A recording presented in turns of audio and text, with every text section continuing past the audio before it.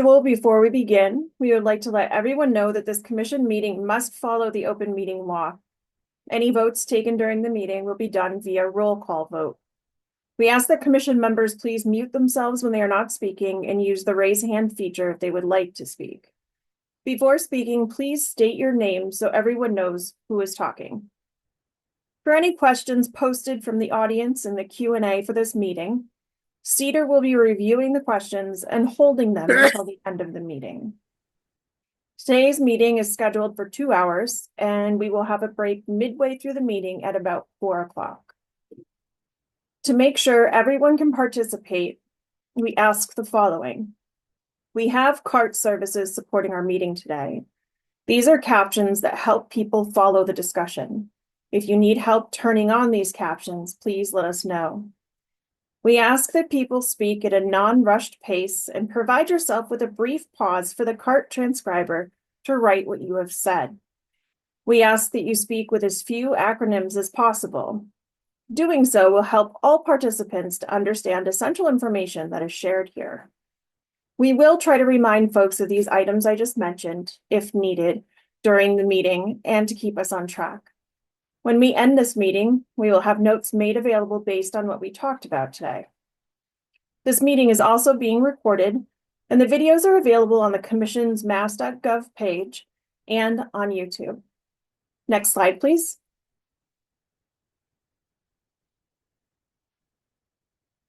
We hope everyone's taken a minute to view the agenda, and these are the items that we will be discussing today.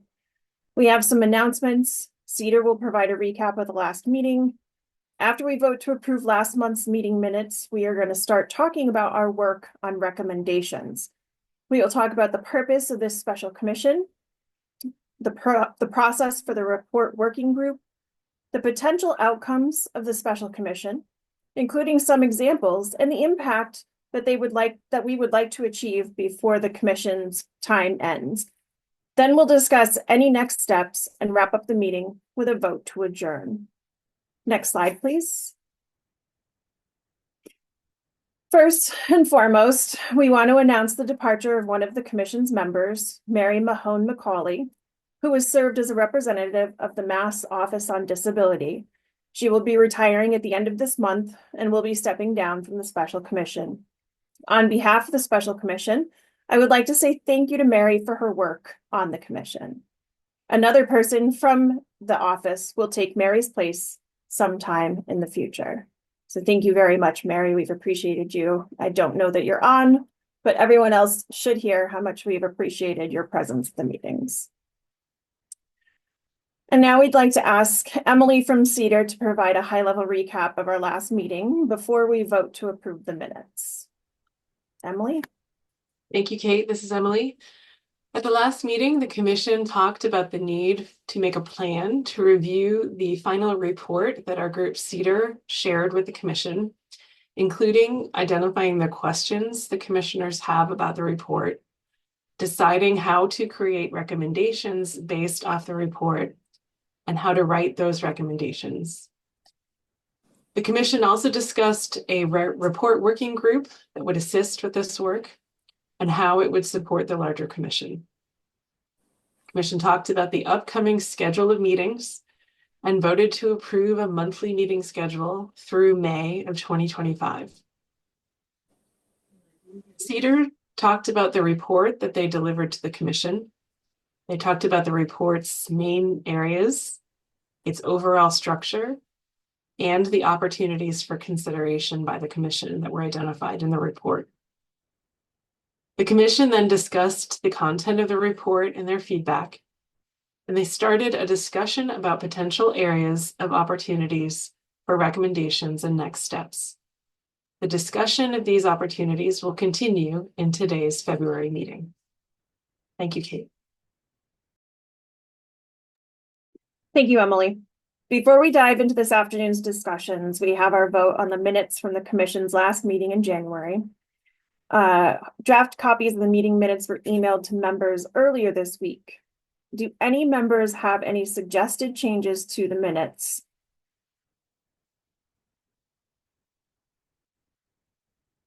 Okay, I do not see any hands, so we can proceed with the vote.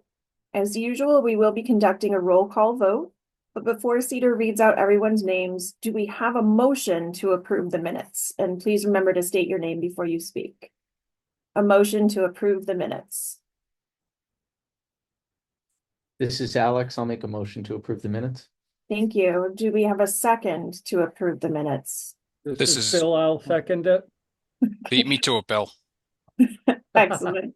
And Cedar will read the list of the members' names for the roll call vote. Great. Thank you, Kate. This is Christine Roa from Cedar, and I will now read out members' names in alphabetical order by your last names.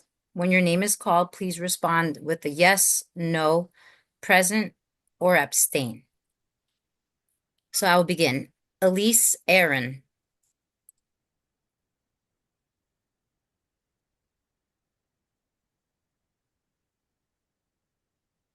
Kate Benson. Yes. Sister Linda Bessam.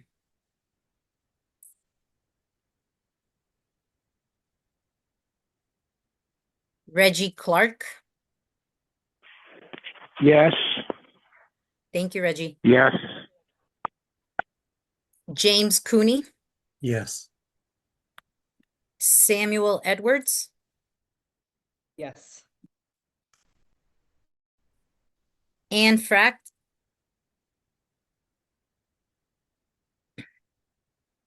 Alex Green. Yes. Bill Henning. Yes, and I may be in and out of this meeting because I have a current obligation in my office too, in case you don't see me a bit. Thank you. Andrew Leverill. Yes. Mary Mahone McCauley. Evelyn Mateo. Yes. Lori Medeiros. Matt Millette. Vesper Moore. And Brenda Rankin. This is my second time being here. So.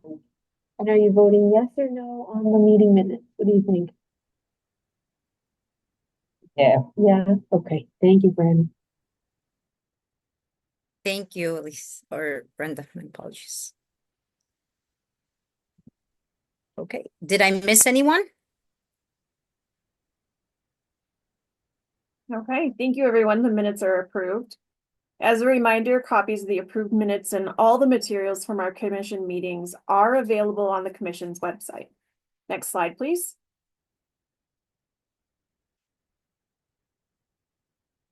So we'd like to continue our discussion from last month and our plans for the upcoming work of the special commission.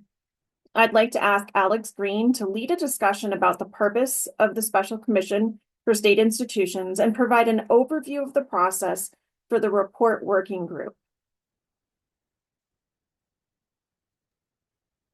Go ahead, Alex. Thank you, Kate. Hi, everyone. When we were meeting in the report working group earlier this month, it came up that it's been a long time since we started. It's been an even longer time since we first passed the legislation that made this commission. And we're getting close, obviously, to the end of this phase of the work. And so everyone thought it would be a good idea to kind of get a story of the beginning of how this all began, because I think we all know that some members have come and some members have gone, and we've had changeover in the commission, which is natural, but I can see why it's helpful to know how we started. When you think about what kind of recommendations you want to make. We have this big report and we have to do some stuff with it, and I'll talk about that in a few minutes, but the biggest takeaway is we get to suggest some things based on what we've seen, and how much to suggest and how to do it and what to say is probably, it'll feel more comfortable to know how to do that, I think, knowing how we all began this. And since I've been at this work since the beginning of the legislation, I thought I'd just share for a few minutes. So what I'd like to do is maybe take about no more than 10 minutes to go into the background of how we began all of this. and then spend another 10 minutes or so going through what it is that we're actually going to put together. What are we doing in the next few months, and what's that going to look like?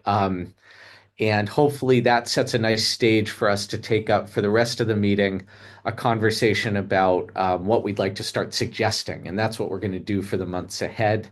And I can describe a little bit about that and take some questions. So I might move faster. My goal is not to move slower than that. So the deep background on the commission, where this all began, was actually during the pandemic. There were at least two, it seems like probably three, former institutional sites in Massachusetts that were being used for holiday light shows. They were being used to celebrate Christmas and Hanukkah, Kwanzaa, and have people drive through and see all these buildings lit up with Christmas lights. And it was because people couldn't get together and gather in places. And so it was a way to celebrate the holidays. But for a lot of disabled folks around the state, when we learned about this, that seemed really wrong to be doing, because these sites are places, as we've all talked about, where some good work was done, but there's also a lot of really, really dark, bad history. And that's complex to deal with and deserves to be wrestled with in a more sensitive way. A group of us, some of whom are members on the commission, protested the use of these holiday lights at one of the sites at the Fernald School. And we had some impact, but I don't think that we had an impact in really getting the community to stop what they were doing. In fact, much like we've talked about as a group, with buildings falling apart, in the middle of it all, one of the buildings on the Fernald campus caught on fire. The city of Waltham blamed the activists for this, and it went back and forth, and it was really ugly. And it just seemed like this was not the way to change people's minds and let them know that this history is important and that it relates to who we are today and how people think about us today, because it's not that far in the past. And so two legislators reached out. One is the state senator, Senator Mike Barrett, who's on the assistant majority leader of the Mass Senate, and Sean Garbally, who's a House rep and a very prominent disability rights legislator. And they said, we're really interested in this work and moved by it and want to support disabled folks around the state. And it seems like one of the big problems here is that people don't know this history. They don't know that there were big institutions everywhere. They don't know what those institutions did. They don't know that there's good and bad. And we'd be curious if you've seen other issues. And I said, I have seen other issues. There are issues with records and whether family members, let alone the general public, knows about this history. Do family members know about it? Can they get those records? Where are they? There's these cemeteries all over the place. There are big issues at hand. And they said, okay, great. Let's come up with some language to create a commission to look into this. This is a big deal. It's going to take a lot of work to kind of figure out. That usually takes a lot of people. And this deserves it. It's a big part of the history of Massachusetts because, as the report shows, we were the first state in the country to have state schools for people with intellectual disabilities. And to have, we were one of the earliest, and we've been one of the most influential with what were called state hospitals, but were asylums for folks with mental illness. So together we drafted some language, and they said, we don't really, you tell us what the steps are to get there. What we know is that there needs to be public awareness about this down the road. People need to know these stories. That means there probably needs to be education, and there probably needs to be some idea of something like a museum, though what that means, who knows, go for it. And so with that, we worked on the language of what you've probably all seen of what we're looking into, which is we have 4 kind of big pillars of stuff that we've looked into, and those revolve around the history. What is it? Like literally, what were these places? And could we tell that in a way where people could know more? Where are records and what issues do people have getting them? What's the state of the cemeteries that were at these institutions? And are there any other things about human remains that we should know about? Are there bodies that might be buried elsewhere? Are there bodies in collections at universities or in the government? And then based on this history, whatever we find out, what do we recommend is a good way forward for people in Massachusetts to know about this history. So you jump all the way forward. This went through all these processes and committees and everything in the legislature. And on the other end, the bill got turned into a part of the state budget and it got funding, which is why we've been able to hire CEDAR. And with that funding, thanks to Victor for making it actually work, we were able to sort of set this whole commission up and come together. And what's special about our group is that we are the first, as far as I can tell, talking to people around the world, we're the first commission ever to be asked by a government to look into the human rights history of these institutions where the members of that commission are a majority disabled. More of us are disabled on this commission than are not, and where the leaders are disabled. And that has not happened anywhere. It's very special. And so it gives us a chance to look into this history. And over this last year and a half or 2 years, whatever it's been, CEDAR has been digging into all of this and working with us to understand the issues in all of these working groups and come back together. Our job at the end of all of this, which is what we're getting near to, is we have to go back to the legislature, go back to the senator and the Senate overall, go back to the House and the legislator, Garbely, and the House overall, go back to the governor and deliver a report that says, here's what we found, and here's what we think you should do based on what we've found. So that's what we're kind of coming together to do now. And I think it's a good time to say, commissions, I think this is something to be really proud of, especially as disabled folks, where a lot of the time we're told that we can't do things as well as other people or as fast as other people.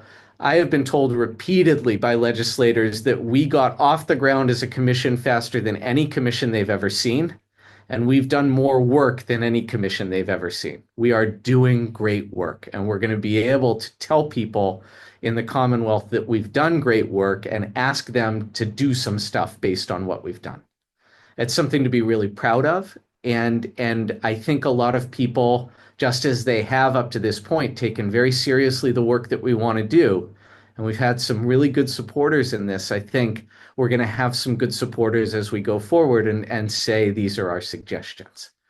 So that's kind of a very, very brief overview of where we're at. And we have a lot of options going ahead. We could ask them to keep the commission going if we think there are reasons that we should exist beyond the end of this.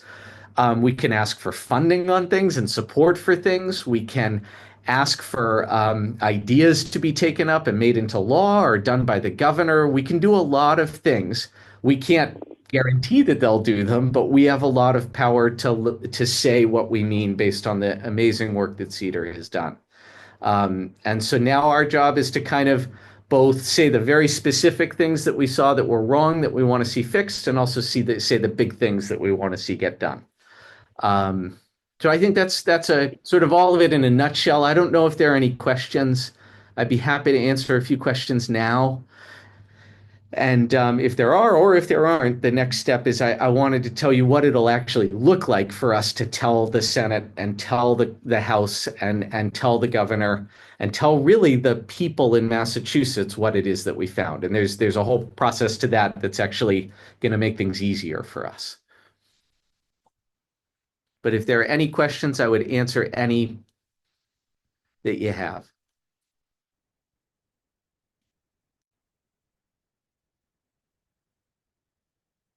Sister Linda, go for it. Oops, did I lose you? I think she raised her hand and then may have dropped off. Let's wait. No, she's muted. Oh, she's muted. Okay. Actually, yeah, she's muted. Oh, there you go. Gotcha. Sorry, I was down too far on the screen. Yep. Yeah. Can you hear me now? I absolutely can. How you doing? Thank God. Okay. Sorry. Every day. I was doing that earlier today. Look, I just have to say how much I have learned from being on this special commission. I mean, I am astounded at all of these dimensions that have been brought up. And you know, if the state doesn't follow follow through with what we're saying, I just don't understand. You know, because I have found that. I mean, I work on legislative advocacy in other groups. And so I know how critical this report is and how critical it is that each representative and each senator make sure that there is follow up. So I am behind you 100%. I think a question that I'm raised with, and I don't know who to go to with this question, but I feel it might be on other people's minds and hearts. And the thing is, with these current executive orders that Trump is throwing out left and right, is how is this going to impact not only this special commission, but the state institutions within Massachusetts? And what do we, or who is going to be prepared to deal with that onslaught? Or how can this group be very clear in I don't know, either in opposing or affirming, or but I have learned so much from this commission. I am most grateful to each one of you every day. I mean, I have a sister at Hogan, so and I'm up there like at least two times a week, at least, you know. So so that's a burning question that I have, and maybe that needs to be put on at the end. But I would hate to have all this work declared like null and void because of the stupidity of a president who has no clue what these state institutions are about, what they're doing, and how they have in the past operated, and what they're doing in the community, you know, that protects and defends the basic human rights of the people who right now are in them. So that's a whole jumble. But I just don't know where to go with that question, or if that could be put on as a new piece. But I just don't want to see this report just pushed to the side and say, oh, we're not going to pay attention because of the ignorance of the leader in this country, and how things are going down. That's my fear and deep concern. Well, so there's a whole bunch of things here that I want to just take up in what you said. First of all, thank you. And I know we all feel that Cedar has really done just a magnificent job. This thing is amazing. Second of all, the way you asked that, I just want everyone to hear that, which is you don't have to have an answer and you don't have to know how something is going to be done. This is the place where you should absolutely wonder stuff out loud. And we may not have all the answers, but we're going to figure it out. And that's the whole point of having a commission, is we're all here listening and we all have different skills that we can bring to this. I know that one thing that just goes to answer what you're saying right away is the last slide on the other side of this, when I describe what we get to report back, is that there are other things we can do. One of the things I didn't put on there, but is totally possible and we should do. You've done a lot of legislative advocacy.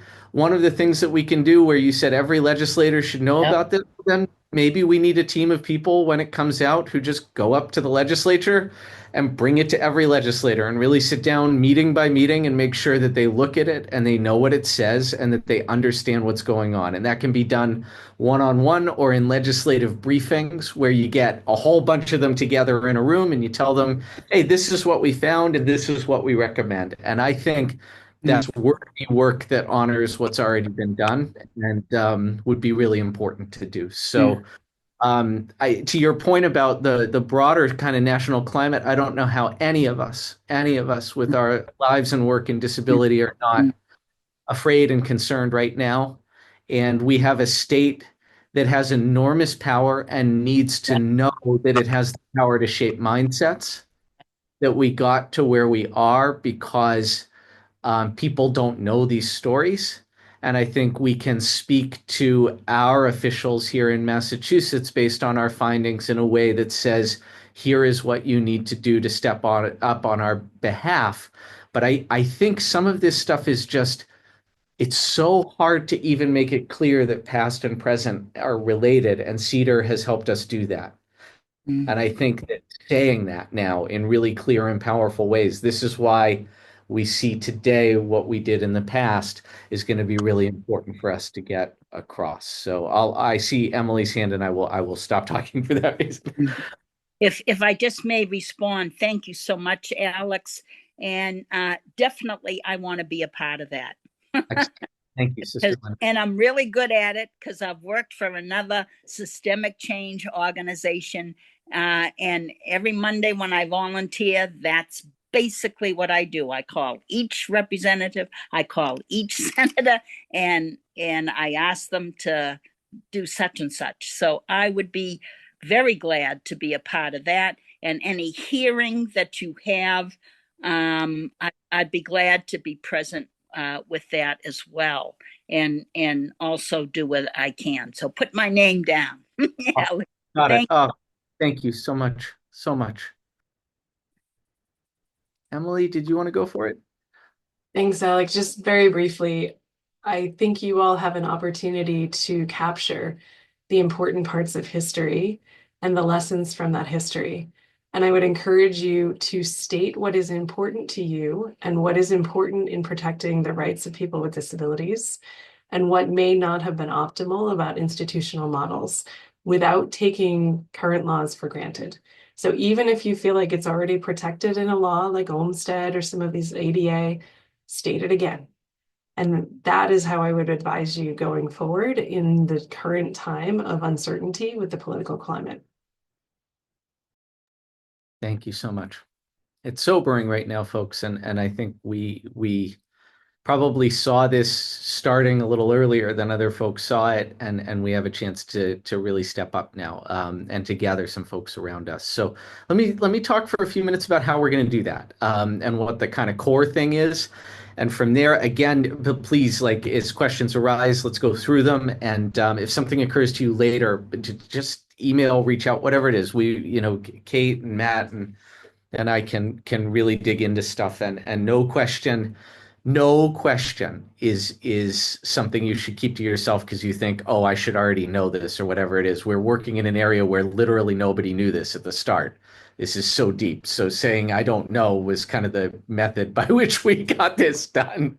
So let's dive into the sort of how we're going to do this. If we can go to the next slide, that would be great. So on top of this very big report from Cedar, we have a chance as a commission to sum everything up. And that's important because a lot of people will read the big report, but a lot more will read the summary of what we have to say on top. And that's just based on the time they have available and the kind of direction they're going to go in. But basically, at the top of all of this, we're going to write a summary, and that summary is going to be our useful way to say the core things that we want to get across, the key points. And that's going to go on top and go to all these people. It's going to tell them who we are. They don't know any of the story that we just went through. So it's going to say, this is who we are. This is why we came about. This is the work that we've done. This is what we found. This is what we would recommend. And the next slide, if we can. Can you jump to the next slide? Is that, sorry. There we go. That's the one. Sorry. I'm pattern recognition here. Nope, go back. Sorry. I'm so sorry. So who's this for? Like I said, it's going to go, we deliver it kind of formally to, I think, the Senate President and the Speaker of the House. It goes into kind of their channels in the legislature. But in reality, like we've talked about in earlier meetings, we're going to post it online. We're going to send it out. People will see it. It will be a public document.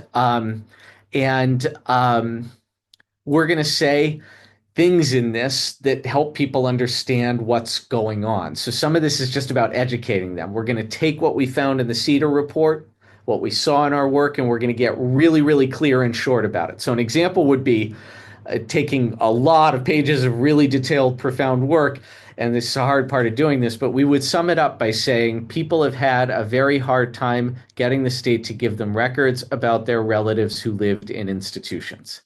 That would be a very simple thing to say. What we know is it took a lot of work to understand what was going on and prove whether that statement is true or not. Now we can say that with a little bit of confidence. We know what's true. Next slide, please. There's a crucial thing about this. What types of things can we say? The report is this detailed history that is meant to share facts with people. If they want the kind of history book version of this where they go, is this true or not? They can go into the report. But our summary is actually not supposed to be that. That's not what summaries are when you turn one of these in. Instead, what it is it's more of an opinion, and it's an informed opinion. And by what I mean by informed opinion is the report from CEDAR gave us information.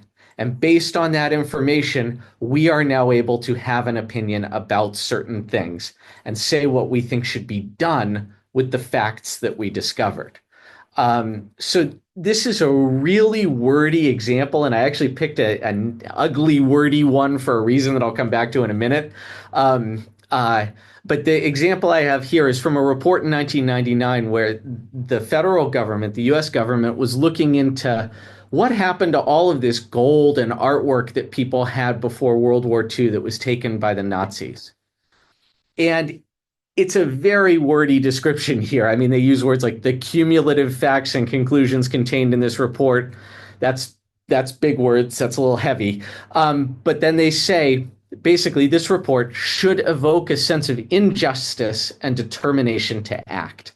What they're saying is you're going to feel moved by this. This should make you feel upset that something was done that was wrong and that we need to do something about it.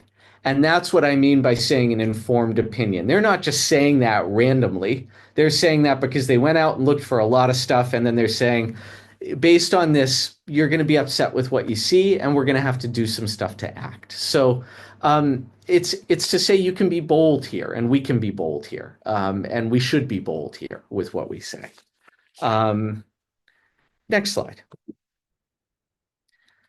So how it's going to come together, we've kind of talked about, but I just want to make sure it's all in one spot. And if this is ever confusing, just reach out. Happy to talk it through.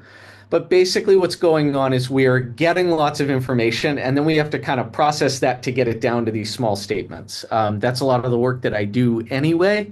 So I find it fun, but I understand that most people do not find it fun.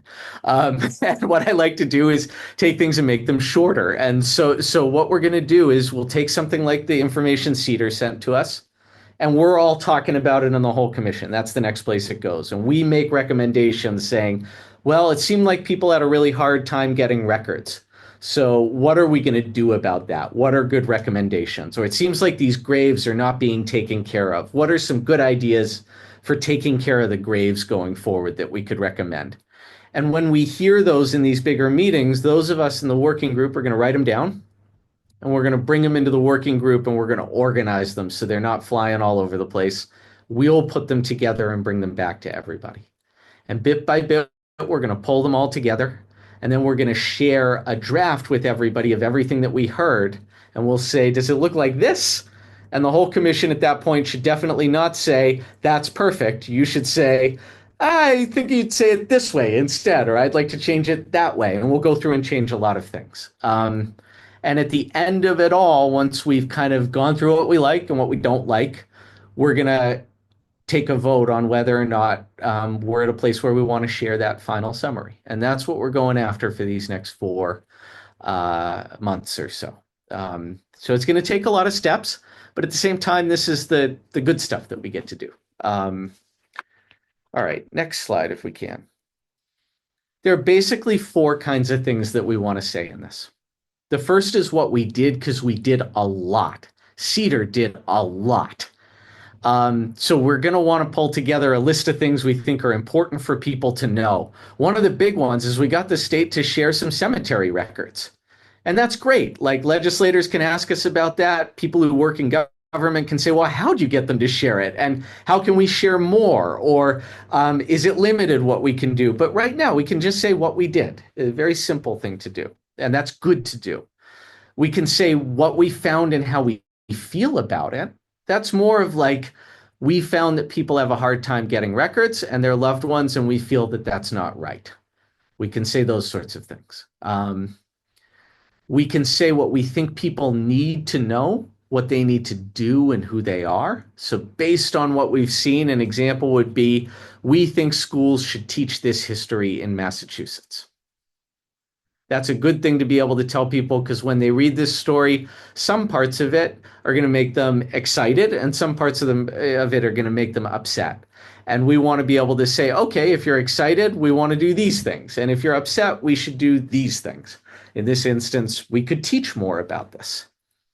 And I think the big thing is that all of these things are kind of connected. So you don't have to worry when you throw out an idea that it has to be perfectly said or perfectly phrased.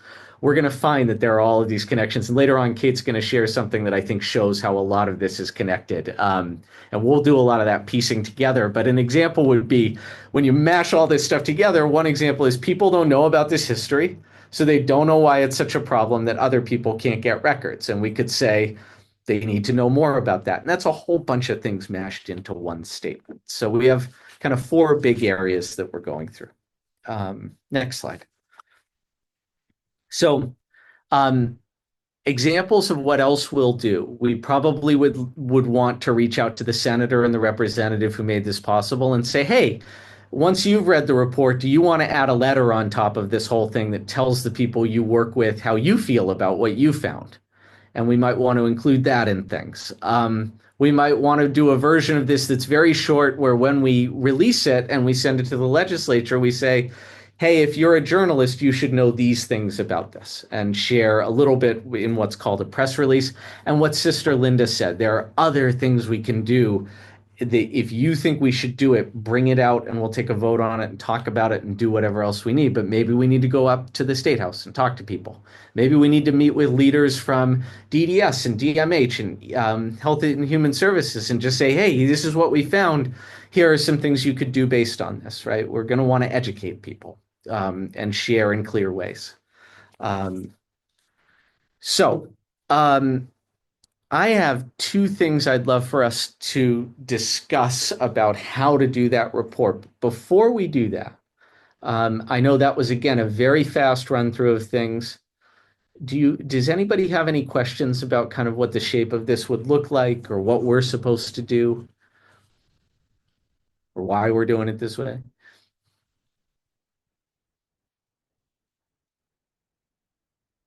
Okay.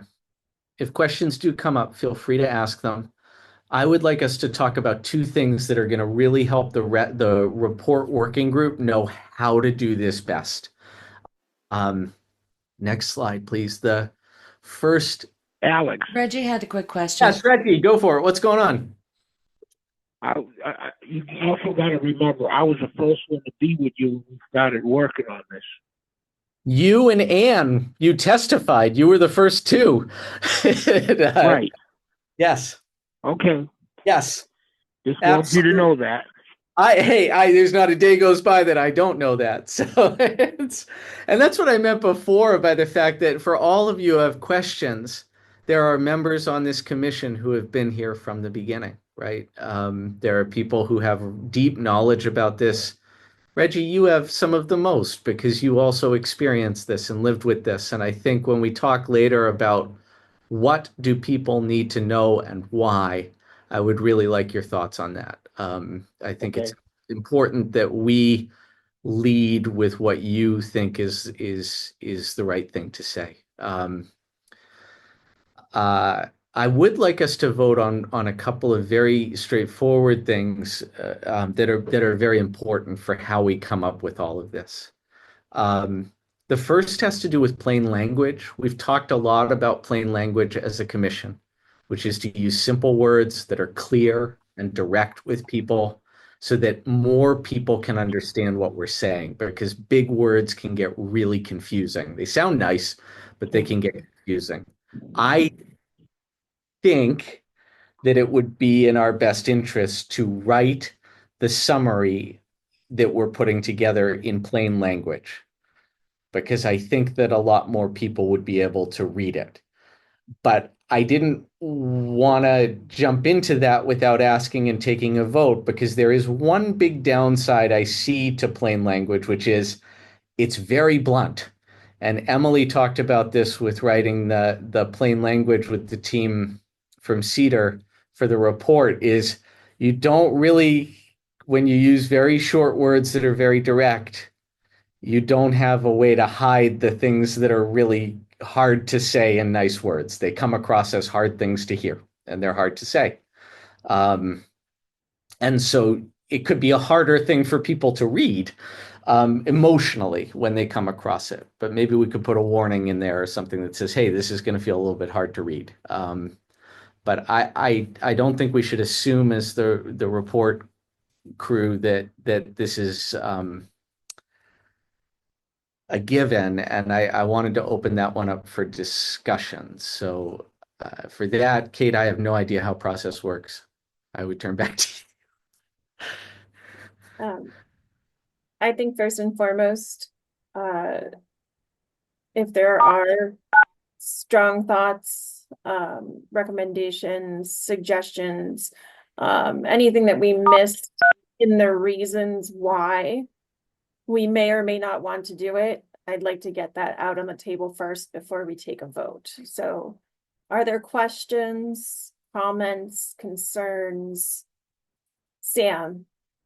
I guess one thought I have, I'm definitely pro having a plain language summary, but I also think that like there are some aspects of recommendations we might want to think about that are incredibly technical, that have to do with like, specific laws or like introducing specific laws.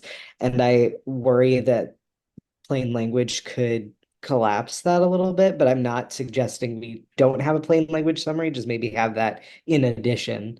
It would be my thought. Okay, that's an interesting way to think about it. Bill, I see your hand. Yeah, I would agree. I had read in a draft of the report or something, the plain language first, and I think it made all the key points, but I think if you're going out to the public that Alex mentioned, legislators, et cetera, there has to be this kind of more depth. They will look at it. They will look for that kind of validation. That's the world in which they live in, footnoting, things like that, sources. So I think to validate the report, it needs something beyond the plain language, but I think having plain language represents who we are as well, too. So I don't think it can't be either or. It's got to be both, in my opinion. Thank you. Okay. All right, this is Kate again. It sounds like we have both Bill and Samuel suggesting that plain language and report language are both important and both serve a purpose. Are there any other thoughts? Yes, this is Mary Mahan McCauley. I'm joining via audio today. Hi, Sorry, I Mary. was late. I was at the 911 commission before this in Middleborough. But anyway, I like the idea of having things written in plain language, and I do understand that it can sound quite maybe a little more bold or abrupt or stronger due to the fact that you're not using a lot of terms to kind of soften it. Or so I think that's critically important, and I would like to see it written in plain language, but I also agree, and that would be like a summary of everything that we've done, and then what I think is very important as well, as others have mentioned, possibly there's another summary that's written at a different high level in what I mean by that, in more of an academic, legal kind of manner, that uses other terms that, you know, legislators, educators, legal folks would use, but especially on the recommendations. I think that, you know, could have a plain language document as well of what we're recommending. But, you know, some of the recommendations may be, you know, are we discussing line items? Are we discussing executive orders? Is there particular laws or things that we want to look at? And so, you know, it's important, especially for that recommendation piece, to be in, you know, the plain language format, you know, as well, in a way that, you know, we're discussing the possibility of a new bill that's going to be presented to legislators. So I guess I'm agreeing with both. It's almost like I see an advantage of both sides. Like I see an advantage with hybrid meetings, going, you know, to meetings that we can go to and meetings that we can be virtual. I like kind of both sides of that. So I would put a plug in for both plain language as well as more technical terminology in another report.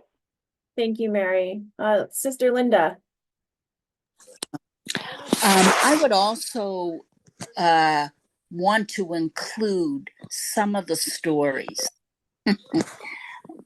Protecting identities of people, because I know in the work of legislative advocacy, it is the real life stories that touch the hearts of those legislators and say, well, we can change this. We can do something about it. It'll go along with whatever the recommendations that we have. That's going to be the fire, so to speak, that will kindle in the state legislators why we need to have these changes. And so that's my recommendation, that we have at least some real stories protecting the identity of individuals. But it's though I say that because I just got through on Monday sharing a story that really happened with the state senators, and the response was, I will vote for that as a result, you know. So absolutely. So that to me is really key, and it goes along with, it supplements the hard work that this report is trying to lay bare, and that it has taken seriously the you know, what we were formed to do and why we did it in this way. So that's my recommendation. Thanks. Okay. Thank you so much, Sister Linda. Alex. Awesome. Thanks, everybody. So I don't know what the language needs to be or if we even need a vote on it, but it sounds like, is there a way to say, like, we should do plain language where possible? It sounds like is what folks are saying. Wherever possible, use it. There are going to be some instances where there aren't. And to prioritize stories the way that Sister Linda is saying. I don't know if Kate, do we need to vote on it? Do we just need to know it and kind of go with it? I don't know that we need to vote on it. I think at this point, it sounds like we definitely do want to go in the direction of using plain language where we can. I'm wondering though, after Bill and Samuel's point, as far as the way legislators are looking at this report, that for the summary itself and only the summary, that we do both reporty type language and plain language so that everybody gets the right feel for what we're presenting. So I don't know, Emily or Jen, if you have any thoughts as well. I think you could, this is Emily, I think you can frame this as instructions to the report working group on style, and then keep this in mind when you review drafts and give continued feedback, knowing that there are some key pieces of information that need to be accessible in plain language, and some that need to be written in a way that legislators and other groups can specifically act on them. So I don't know that you need a vote at this point. I would see this as, consideration. You want that working group to hold close to how it is supporting the larger commission in the drafting work that it is doing. Yeah, I think that's a wonderful way to look at it. And I think that will help us through the process and make sure that the report is as accessible as possible. All right, excellent. Thank you, Alex. Thank you. That's awesome. Second thing may not also need a vote. I don't know. But there's one more thing. Super important, super simple and straightforward, but not so simple and straightforward. There are two ways to talk about disabilities and people with disabilities. One way is to say people with disabilities. The other is disabled people.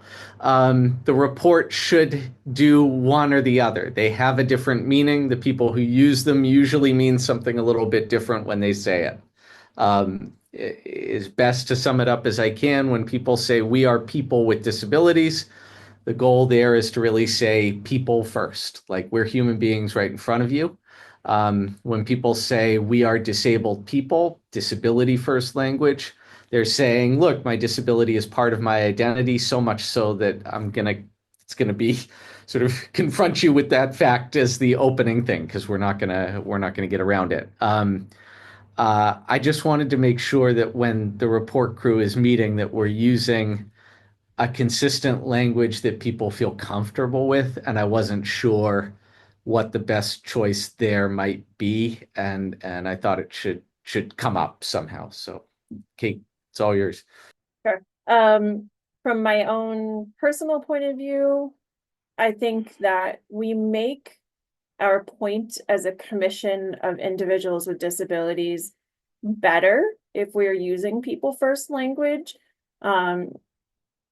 It's a subtlety, but I think it's a subtlety that's important. And then just making sure that we're recognizing that when we're providing the history, we may not always use people first language because historically speaking, it was not necessarily people first. That's my thoughts. Brilliant. Right. This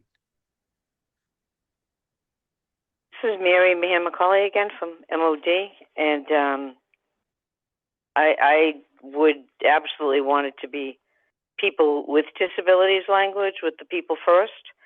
But in some references, as was just mentioned, it may come out a little differently, but for the most part, it should, in my opinion, be absolutely people with disabilities or individuals with disabilities.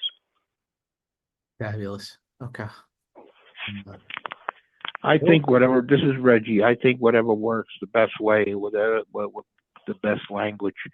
But the most important is to make sure to know where people know where the records are, because people are going to still ask about that.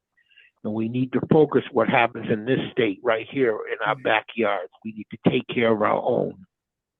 Reggie, can I ask, and I agree entirely, can I ask when you talk about disability, do you say people with disabilities more often, or do you say disabled people more often? Or do you not? I say with disabilities. I say repeat because they don't get to say what they're supposed to say. A lot of times people can either twist it or don't think disability people. I think they're value in a lot of ways. We lost you for a second. Oh, there you go. You're back. Okay. Bill? I'm not going to vote and don't have a disability, but I will just note many people use them interchangeably just to have a different construct grammatically and for space. And it's just interesting to hear the slight difference, which I really hadn't thought of. Thank you for bringing it forward, but I abstain on this for the reason I said. Totally. That makes sense. Thank you.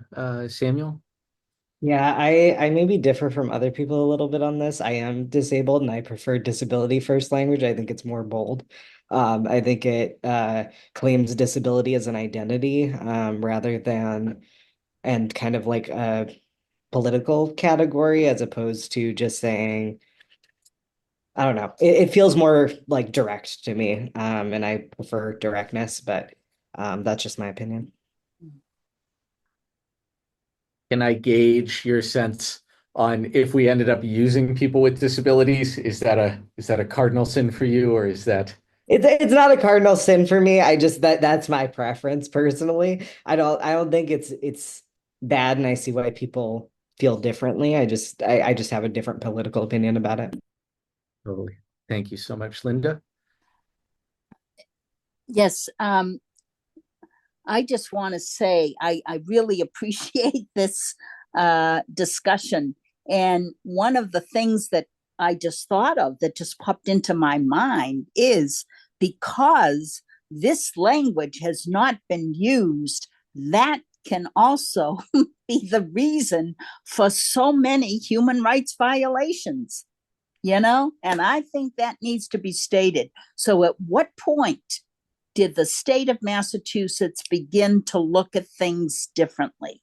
You know, because it's commodifying people with disabilities, you know, and I want to be very respectful of how do people on this commission want that to be voiced and named in the document. I think that those voices are the most important. But I just wanted to bring up to that point. I said, you know, it's probably because we didn't use that language way back that people were just written off, truly demoralized and pushed aside and not respected at all. I think that's that kind of attitude that shows up also in the way we use our language. I just wanted to put that out there. Absolutely. And it Yeah. can be, and it sticks with you when you get called it stays with you for the rest of your life. So I hear you loud and clear, and Anne, I trust your wisdom on this. What do you got? I'll Thank go you. with a person first, but I really like to go with different abilities instead of disabilities. Ah, that raises a new term, folks. Can Mhm. you say There's more so many, why there's you so many people around with things that you can't see, with intellectual disabilities that you can't even see. You don't even know they have different abilities, but they do.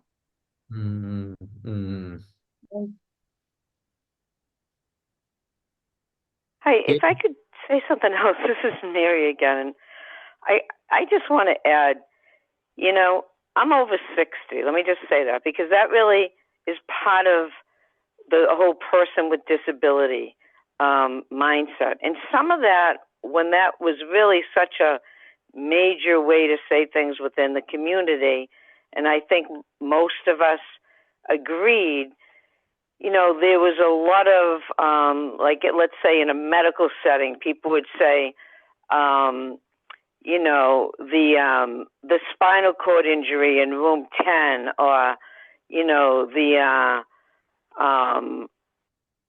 just, you know, the schizophrenia, the schizophrenic in room 8 or whatever.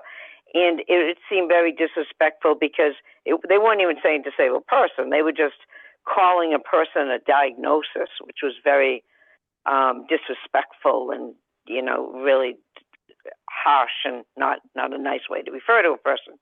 But I do agree, you know, disabled person, you know, I do also identify strongly as a disabled person. So, you know, I have gone back and forth more.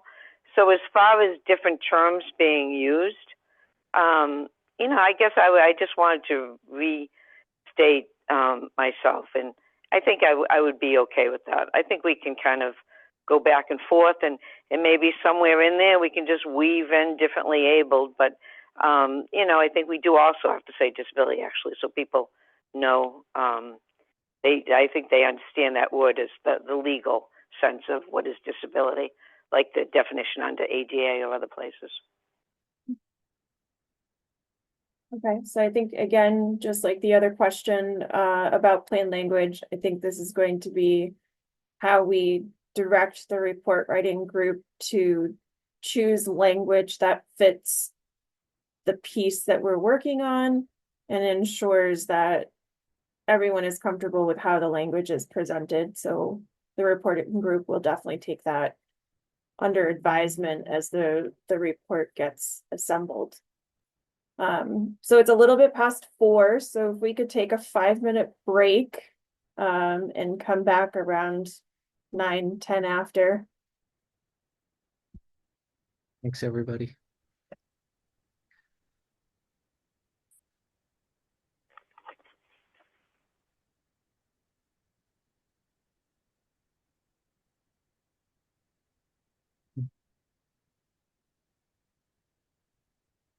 That's awesome.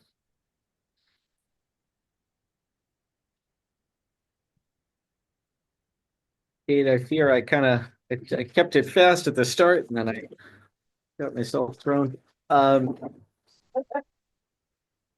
Just in terms of the kind of impact on tomorrow question near the end, I wonder just about, well, maybe it's the right question. What do you make? What do you think? Is I just want it to be generative the way our conversation the other day was, because that was so good. Which one are you looking at? Second to last slide. Okay, hang on. If that's the, I can move super fast through that first one to hand it back to you. The one on oh gosh, the impact on today. Impact on tomorrow. Okay, yeah, the next last one. Like what, I guess maybe the broader question is like, where is the place for everybody to kind of chime in on where what they think the meaning of all of this is, sort of thing, like we did the other day.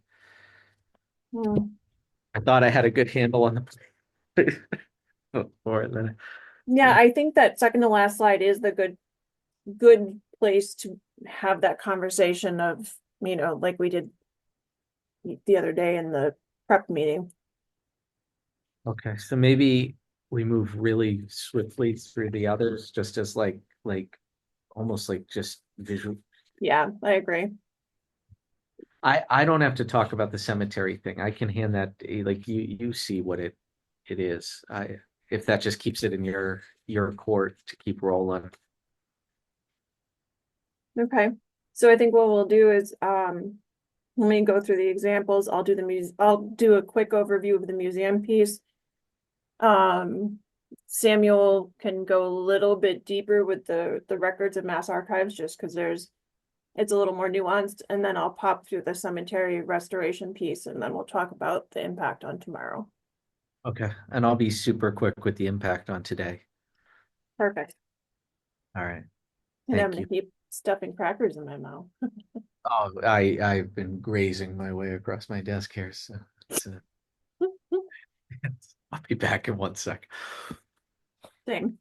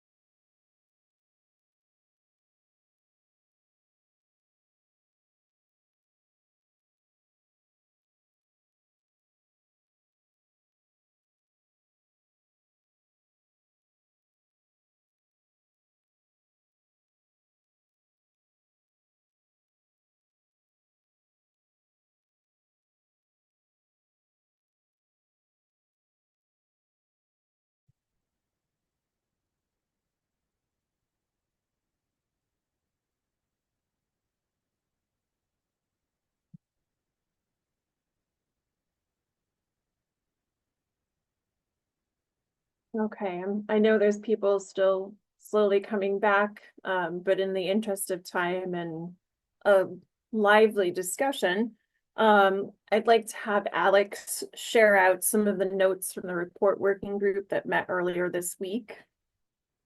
So Alex, so we've put together some examples of potential recommendations, some of the steps that we need to put into place in order to make those recommendations happen. So Alex, take it away for a moment. I will take it away for a moment. So we had a really lively conversation. It was really good to start to think about how do we make recommendations for this report. And I just thought some of the notes from what members raised were really important because we ended up talking about why is this meaningful today. A lot of this stuff is history. Some of it is history where it meets people who are directly trying to get information, but it seems like it has a bigger meaning today and try to connect that. And so this is 3 bullet points from the folks on the crew, but it shows that we're honoring the lives of those who came before us to do this work. It shows that education is needed in many ways.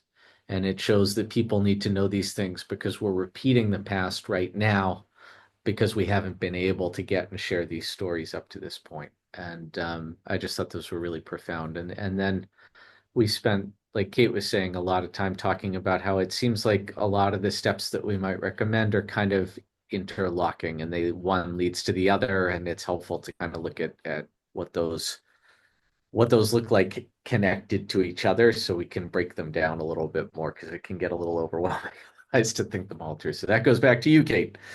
Okay. So next slide. And next slide. There we go. Perfect. So we did talk a little bit about how some of these recommendations, as Alex said, work hand in hand. And we wanted to come up with some roadmaps to think about where do we start, what is our intended endpoint, and ensure that we don't lose steps in the process. So in discussing museums directly, one of the things that we talked about very deeply is that not necessarily creating museums and stating that creating a museum is the thing, but creating opportunities for education. But we know that starts with securing funding, and it goes to organizing and managing collections. There are a lot of important items out there that people should have access to.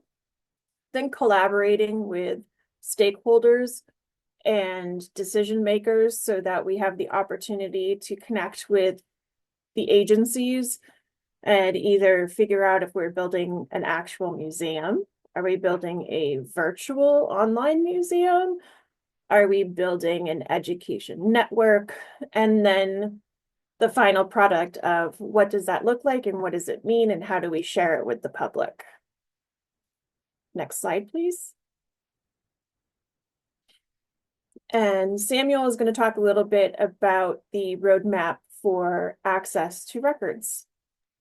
Hi, so a lot of this was informed by my work as a reference archivist. So I'm dealing with a lot of folks, probably on a weekly basis, who are asking about access to these records. And these were some of the suggestions I came up with after talking to some of my colleagues and kind of thinking about how we might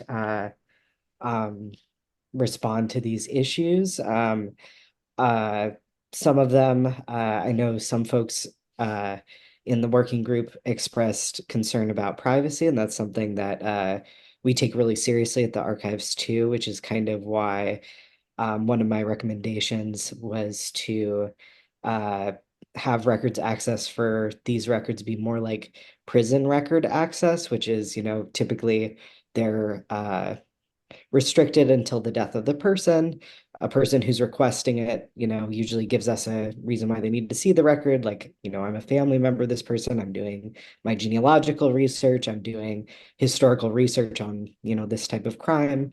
And then we release it to them with redactions as appropriate, kind of determined by archives, usually redacting things like, things that are sensitive medical information, things that are, names of other people who might be victims of a crime, stuff like that. So that's kind of one of the things that I'm thinking about with records access, is kind of to take a middle road that keeps in mind the privacy concerns of these, but, is not like,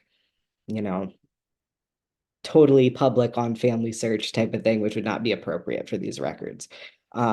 So that's some of what I am suggesting with the Mass General Law changes. Another thing would be to kind of iron out a clear workflow with DMH and DDS. One barrier to access for these records has been that we can't confirm or deny whether Mass Archives has a record. And that can be, I have had some instances where people, have gone through the whole court order process, have done all the proper channels, and then it turns out that, in fact, we don't have a record, and no one knows where that record is. So that can be really challenging for people. The idea of proxies is kind of one possible way to get around some of these thorny issues around the laws at the moment, and kind of allowing archives to have a little more control over the records that are in our holdings. So specifically that are in our archival collections that have been deemed historical rather than active records. The other part that I was thinking about as well is another way to do this would be to potentially have an embedded archivist. So, for example, the courts and the military have their own archivist that's in-house at Mass Archives that's, hired by that agency that kind of stewards their records, gets them to Mass Archives, kind of acts as a middle person between those two agencies. So that would be another way to kind of resolve some of these questions. So sorry, that's a lot to say. That's just some of my thoughts based on my positionality. I obviously welcome feedback, but that's an example of some suggestions we might have. Excellent. Thank you, Samuel. That was a great encapsulation. And this is one of our bigger, heavier hitting sections. Andrew, I see your hand. Yes, thank you for that, Samuel. I just had a quick follow-up on your proposals. For the prison records, you said that access is immediate after the death of the individual.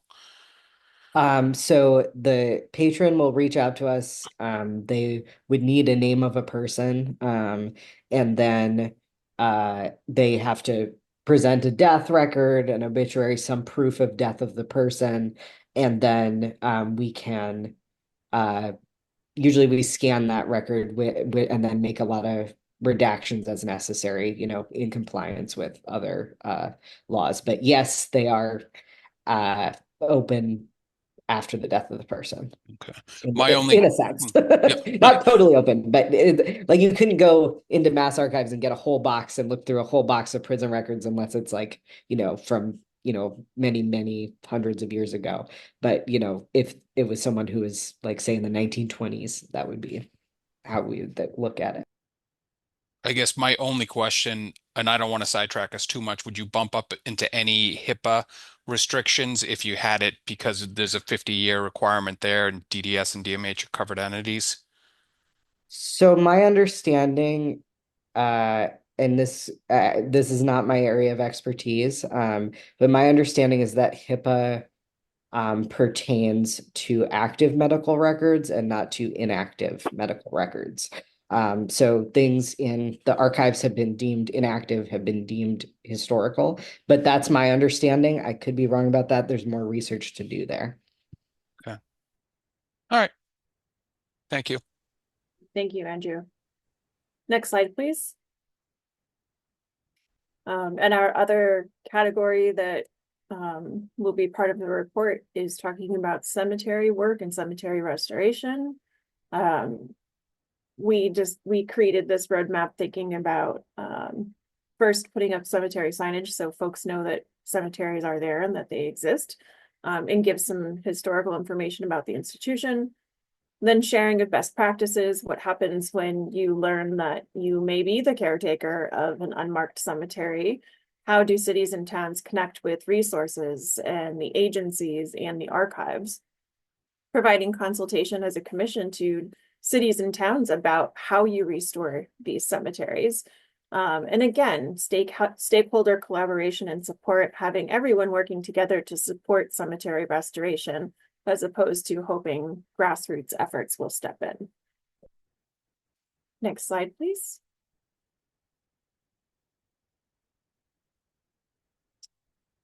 And I'm going to ask Alex to continue the conversation and talk about the impact of our work on tomorrow.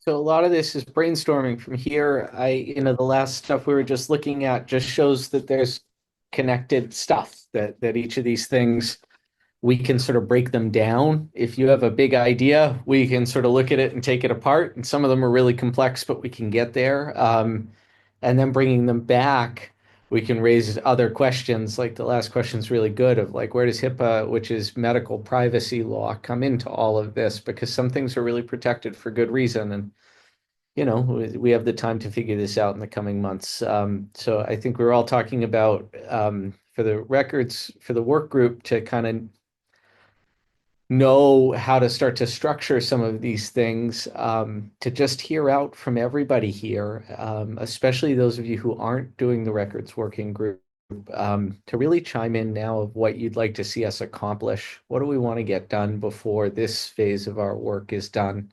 Is there anything that you want us to be saying that's really top of mind? Sort of like what Sister Linda was saying about both how we do what we do. Like maybe we need to add a step to this where we go talk to legislators, and also what we say with what we do. Hey, words matter here, and they're really powerful, and they set up mindsets for how we think about disabled people, those kinds of things. Sorry, I tipped my hand. I often use disability first language.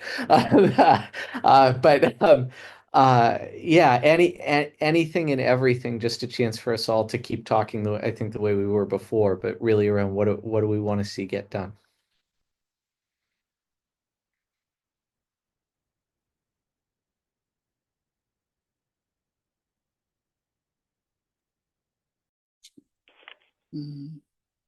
Hey, this is Mary again, and being on the records working group, I've learned a lot, and thank you so much to CETA, to everyone on this commission. But I think a better consistent process in getting records. It seems that some individuals, family members are trying to get records for one person, one thing's happening, and in another person something else is happening, possibly because they were in a different institution or it's another decade, or so I believe the consistency would be helpful. And I have a family member that was in Medfield State Hospital, and although I was going to do this a few months ago, I haven't, and they were there off and on in the 1950s and 60s with a lot of electroconvulsive therapy, or quote unquote shock therapy, which it was referred to more often then. But I'd at some point I'd like to get those records, and I can prove they're a family member, and I was actually the executrix of the estate, and I have that paperwork. So,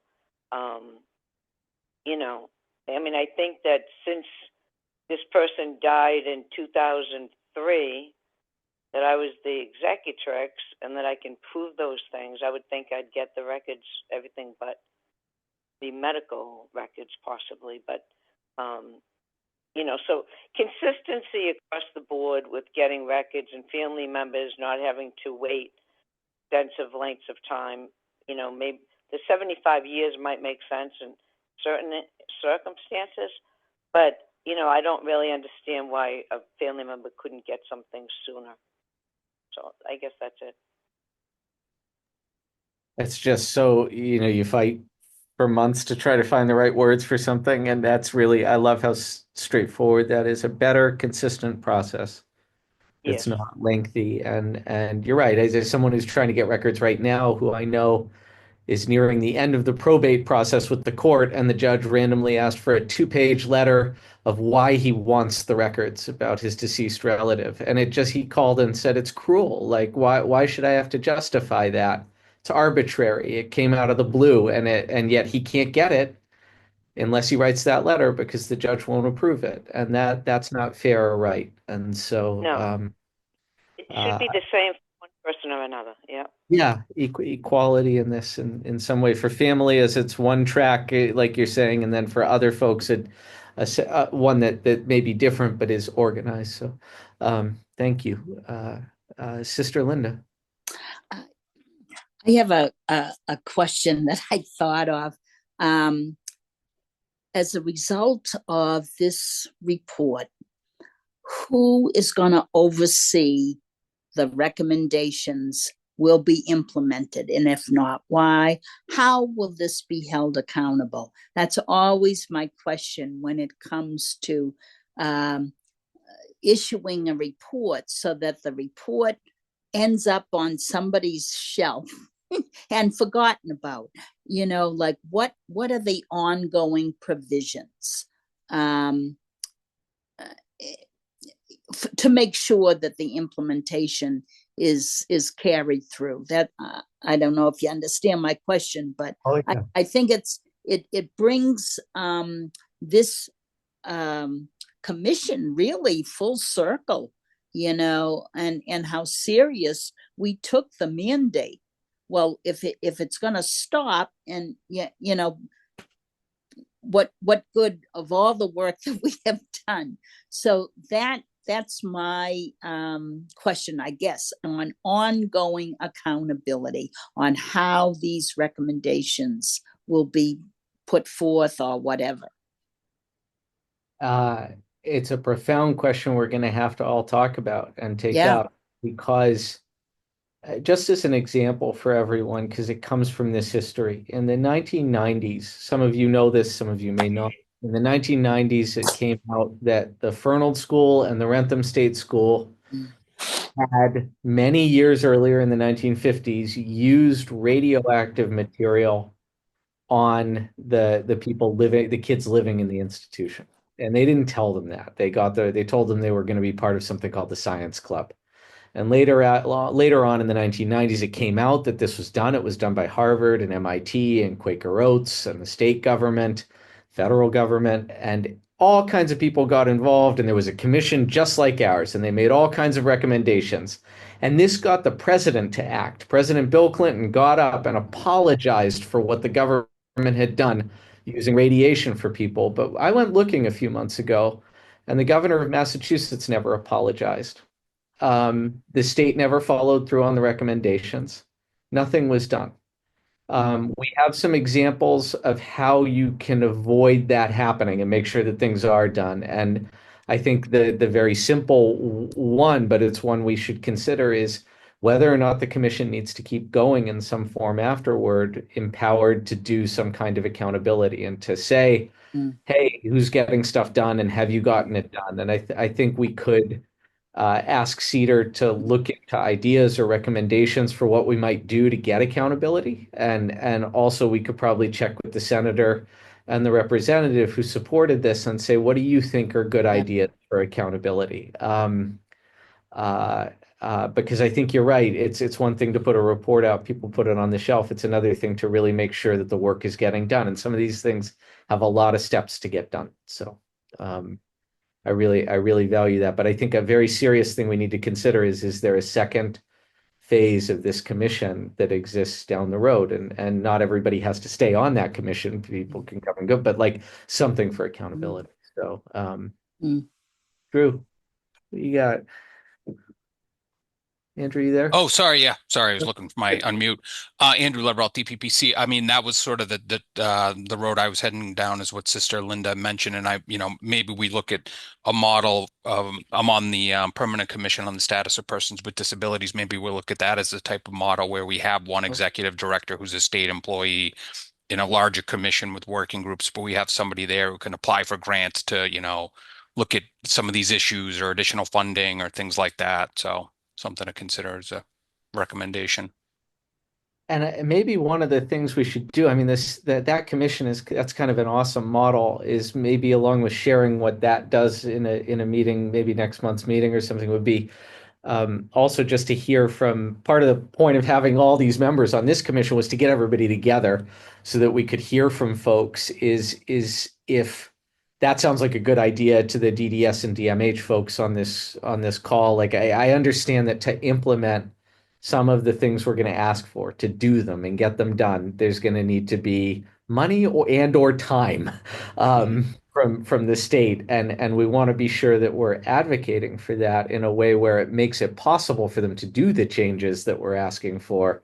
Not just saying the phrase, for those of you who may not be familiar with it, the phrase unfunded mandate is a really ugly phrase in politics, because it means you told someone to do something, but you didn't give them any money or resources or time to actually get it done.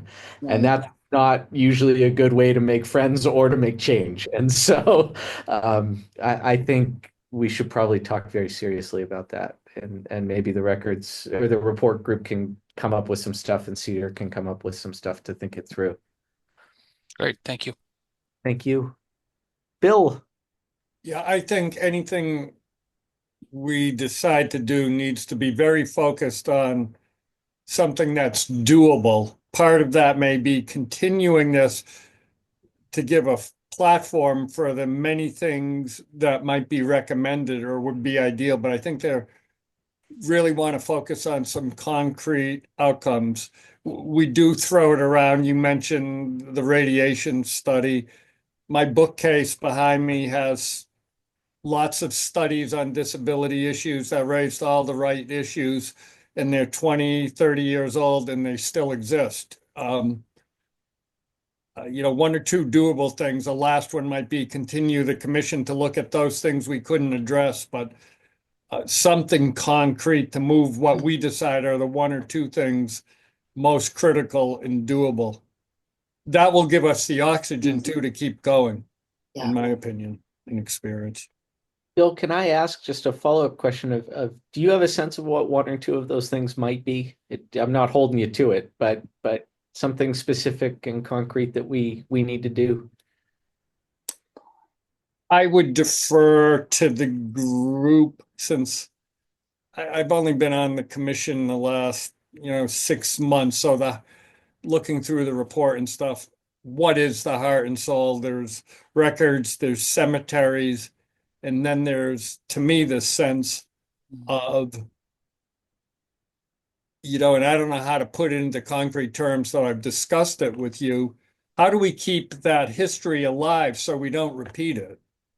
And it's not just forgetting records, it's about dehumanizing people and all of this. And I think, as was stated by the sister at the start, we could be on the brink of those kind of descents again. So to me, how do you make this a living activity, that history living contemporary is the mission. If it's just about getting records, and I'm not saying records aren't important, that's so vital to people, but it will get dismissed as some kind of clerk of the courts type of thing. Nobody votes for clerk of the courts unless, or register of deeds. Why do we vote for that? Right.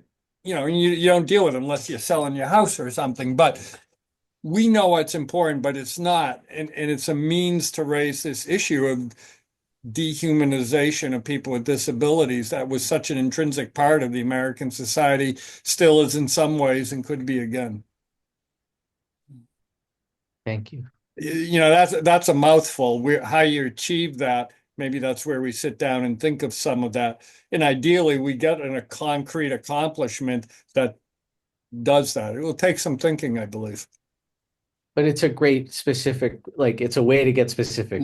people don't know something, people need to know it. If they don't know it, they're going to do the same things that were bad in the past all over again. And then the question for us becomes, how do we get people to know what they don't know? And there are lots of options for that. So I think getting specific about that, folks, thoughts today, here, now, that's good to throw out there. Like it should be in the public schools, or Yeah. there should be money for speakers, or there's whatever it is. I don't know. But Samuel, go for it. Yeah, I think one way to um keep that piece from being dismissed as what you said, Bill, kind of a clerk of the courts problem, is I think tying it back to, if we don't understand this history, which the records are the only way to factually understand history, right? Because that's, what we have is the historical record. I think that can be like, a powerful way to kind of tie that record access piece into like that is, one of the main ways, besides, conversations with folks who experience these institutions, to understand this history. And especially when we're talking about, history where the people from those institutions are now long deceased and cannot tell their stories to us. So I think records access is it's key for that, for understanding that dehumanization and understanding, the ableism that happened.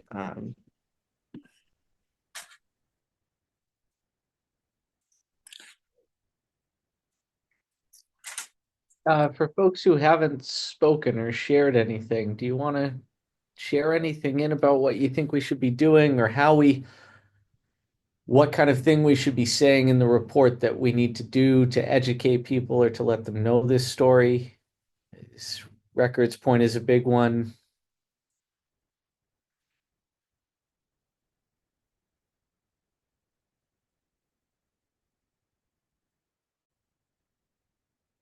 Evelyn, yeah, go for it. Well, I've learned a lot from the commission, but myself personally, I didn't even know I could look at my records until 2 years ago. And I grew up in state custody, and I went through residential, foster home, therapeutic foster home, and in out of hospital. And I didn't even know that as an adult, I had access to information that was not given to me because my parents weren't around. And I didn't know until I started working for DMH as an intern that I even had a file under my name, my maiden name. And I learned bits and pieces about my life. I didn't read it all because it was too traumatic. I just read, my education, where I was located, and what my diagnosis was, because I didn't even know that. I just knew it as an adult. So for me, it's really important that we're able to access information when we grew up with DMH and DCF, state custody, back in the early 80s, 90s. So I've learned tremendously about with this whole commission, and how to ask permission to get some of my records, even my hospital records. I don't have none of that. And how to navigate it. They just have bits and pieces. Even as an adult right now, I'm finding out stuff about my health when I was a child that I didn't even know I had. And it's a big puzzle. Making puzzles to your life, and how to access it, and who do I go to? Because my parents aren't around. My mom passed away, and I just met my dad 2 years ago. So do I ask DCF? Do they have all my records from, my 90s, and DMH, their piece? So I'm living it right now. So this is really helpful for me. I know I'm very quiet. I'm good. I'm listening, then I observe, and then I explain. But it is challenging even now. If it was challenging back then, we're still going through it right now in the present. And there's nobody to answer, just requesting and asking a little bit about your life to put it all together. That's all I had to share. First of all, thank you for sharing that. And if I can ask a couple of questions, I hope it's not too much to ask, but I, if I can throw out some ideas, so that we can make the recommendation so this doesn't happen to people. So one thing I Yeah. wonder is like, what it sounds like one of the things you're saying is you have to go from place to place to place. You go to DCF and then you go to DMH. You don't know where all the things are because how would anyone know with all the different agencies? So would it help if there was one person who everyone went to whose job, like one point, and they know where all the agencies are, but you don't have to know that when you go? Would that Yeah. be something worth recommending? It would be a lot easier for families and um just from the history, the past, but even now the present. I work with employment options. I'm a member stash and I see it every day with members who are still getting services from living group homes and whatnot, and they're adults, they're in their 50s, 60s, 70s, and they want to know about their life. They want to know how to, so I see it every day. I Yeah, see yeah. it every day. Yeah. One of And just by interacting with people, well, how can we figure it out? And the steps, because people don't know. People really don't know. I didn't know until the commission that so I had access to all this. yeah, yeah, it's so hard. And one other question that I have related to this that I've often wondered about is, in my mind, I think, okay, well, also if this were possible, if we came up with a way where people could much more easily find these things out about themselves, then they also have to know that that exists, right? And so they have a right to know that that service is there. And so I thought, okay, maybe the state can mail a letter to all the people who used to get these supports or these services or were in DCF or with, but then I thought, but some people probably don't want to hear out of the blue from the state. Like you said, it's traumatic to go through some of these things. It's hard. And like a letter just coming out of the blue could be really bad for somebody. That could scare them or make them feel badly. And I wonder if you have any suggestions or thoughts of, is there a good way to go about it? Or do you just say Well, I Please, think for me personally, the trauma piece, the memories just came, and how do you work with them? So for me I want to know about my life. I want to know what happened to me and why it happened. And then just remembering bits and pieces. And then I went back to the towns. I didn't know where to start in the beginning until obviously the commission and working an intern at DMH. And it just opened my eyes. For another person, I think I would educate them not to do it alone like I did. I just asked permission if I could see my file, and I did it. But I would rather have, like, if whoever needs that access, to have another person with them as they're going through their file. But it was really, really hard for me, and I didn't even go through the whole file. I think I only went through the first 10 pages, and then I couldn't do it anymore.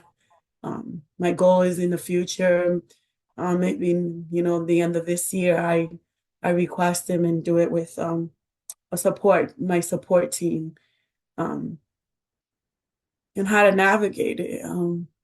It's really important. I'm not the only one with this issue. I know there's a lot more people who were raised in the 80s, 90s, 70s. For me personally, I will never do that again by myself. Yeah, yeah. Evelyn, thank you so much. My God, that's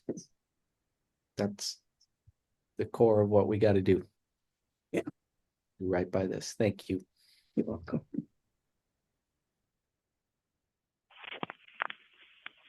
Are there other folks? I hear someone there on the phone. Excuse me. Yeah, this is Mary again. And Evelyn, thank you so much for that personal disclosure. And you know what I had said earlier. You know, it's a consistent process to be able to get your records or your family's record is, you know, I think very, very important, as I said. But the point just made is also critical, that not necessarily, and I know what you mean, Alex, as far as just sending everyone a letter, but that could be a little kind of a shock, and some folks might not even remember. Maybe they was too young or whatever the case might be. But to have the knowledge, I mean, you know, knowledge is power, and having the information that you, as a person, have the right, you know, it's one of your rights as a person with a disability, as a disabled person, as an individual, that you can get your records. After you're a certain age, you can sign, you know, a document, a legal document, and you can request as a, you know, a FOIA request and be able to get records. You know, and, you know, not enough people realize that. So having the knowledge that you know you can do it, and then having a consistent way to do it. And the other thing that I want to say, which jumps to the burial grounds and folks that are buried, and I don't mean to be speaking so much, but this retiring the 28th of February, and this is my last meeting here. So I just wanted to add, you know, one thing that we've discussed within this commission that's been so critical, and that I've shared with people as I've told them about this commission, whether they're colleagues of mine that work with disability or friends that don't at all work in this field, that part of what we're doing is giving dignity to individuals that actually died in institutions that have unmarked graves. And I think that's a strong, bold statement to say right at the beginning when we're working on the plain language summary, and then to continue it by expanding upon the fact that, you know, some of these graves may say C or P for Catholic or Protestant, or might have a number on it, but not even the dignity of a name. And even some go beyond that they may not even have a marker and might be under a park somewhere. You know, those are things that are going to, you know, average person is going to feel touched as they should by that, and a bit outraged as they should by that. And that's part of what I think we need to do in the summary of this is, you know, not hold back. Say the things that are so critically important, and, you know, talk about people being treated as subhuman. You know, that's a big part of what the summary and the report's going to be about. So thank you for your time, for the time. Excuse me. That's just wonderful. Thank you, Mary. That's profound. That's it. Jim, go for it. Yes. Evelyn, thank you. You spoke very well about something that really shouldn't have to go through alone. I'm wondering, as part of kind of recommendations about looking to impact some of the agency practices and agency resources, or certainly within DMH, there's a lot of attention to human rights in general practice and in kind of, but this gets there. I'm wondering about ways to kind of connect the respect and the history, and trying to help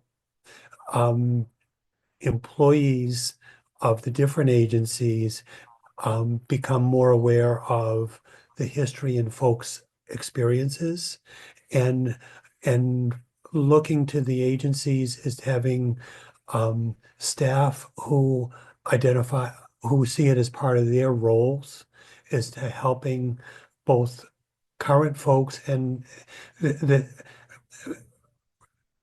historical records are a different issue, but families that are looking for historical records also need to be responded to.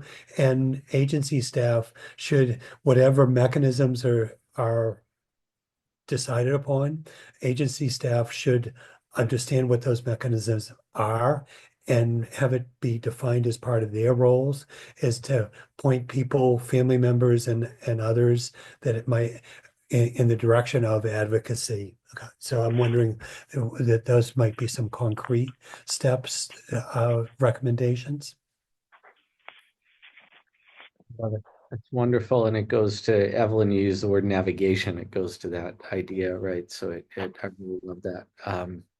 Thank you. I think we have time for one more. Reggie, where are you at? What do you got? I'm going to say it is difficult, but I want to say that I've been with you from day one, and also, so I want to thank you for all you do for us and everything, and I hope we can continue. And furthermore, I would like to see Mary stay in touch with each one of us. If that message would be, I'm going to. Thanks, Reggie.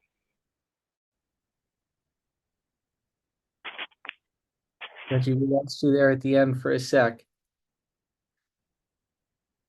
Are you back? Yes.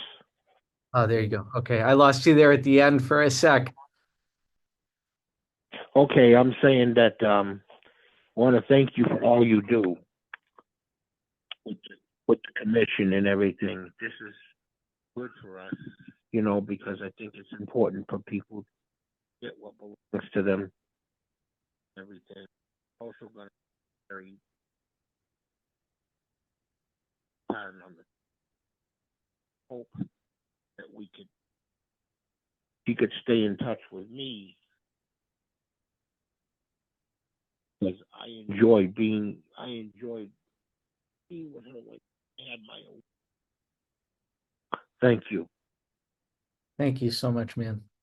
Look, you're to your point earlier, it's been 3 years along this road and we're getting somewhere really good now. And I think you said early on, I hear a lot in Evelyn, what you're saying. Reggie also said early on of like, you said the whole thing about you and your records and not getting them and not knowing them.